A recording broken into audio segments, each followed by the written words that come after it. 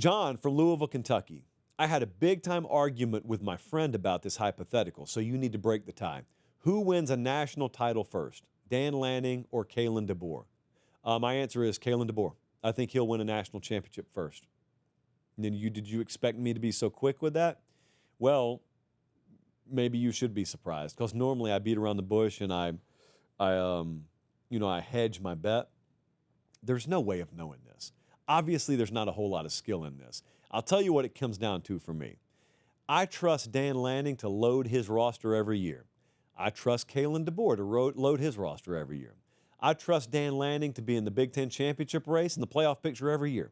I trust DeBoer to be in the SEC championship picture and the playoff race every year. There's a lot that I trust both of them to be doing in terms of checking these boxes.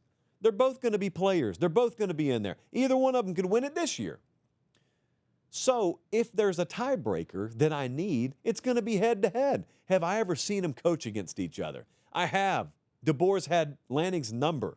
And in the interest of knowing Dan Lanning like I do, very unmotivated, low-energy guy that Dan Lanning is, I think he needs this. So I'm going to publicly doubt him on the show tonight. I'm going to say DeBoer wins a title before him. And then after the show, I'm probably going to clip this and text it to him. And I'm going to say, you're welcome. Have a good summer. But no lie, if you think about this stat here, you want a paper popper of a stat. Not only is DeBoer 3-0 against Lanning, he is 6-0 against Lanning, Steve Sarkisian, and Kirby Smart. Now, he does not have Clark Lee's number, but he does have Kirby's number and Sark's number and Dan Lanning's number, so I don't think Vandy's going to make the playoff. So Bama probably doesn't have to worry about running into Clark Lee. Brent Venables, tough time beating Brent Venables last year, but he's beaten Lanning 3 times. And I remember 2 years ago, you remember how foolish I was made to look. I wasn't alone, but remember 2 years ago, I picked against Washington like 5 different times, and they just kept winning and kept winning and kept winning. And I remember I went up there when they played Oregon at home. And that was a classic game. It was one of the games of the year. That's when I learned how loud Husky Stadium was, by the way. And they beat Oregon, but they beat them close. Just right there at the buzzer, they beat them close. You remember what you said? You remember what I said? I don't know if you agreed, but I said it. I said, well, all Oregon's got to do is get to the Pac-12 title game. Hey, quick timeout. Check and see if you're subscribed to the YouTube channel. If you're not, I humbly ask that you click subscribe. It's free. It doesn't sign you up for anything. What it does is it helps us keep this show free so we can just do college football year-round. All right, back to the clip. Rest in peace, old friend. All Oregon's got to do is get to the Pac-12 title game because that'll be on a neutral field, and I still think they're better than Washington. And then remember, the entire lead-up was I was still putting Oregon above Washington in the JP poll. Vegas kept telling you if they play again, Oregon's going to be favored by more than a touchdown. Well, they played again.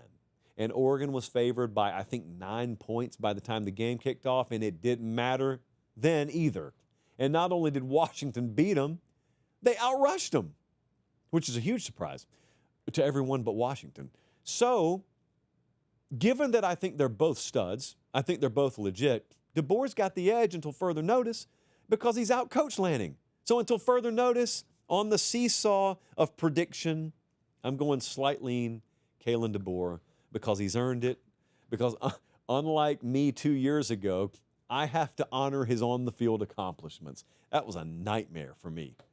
That was a nightmare. I remember we were staying at the hotel for the national title game that a lot of Washington fans were.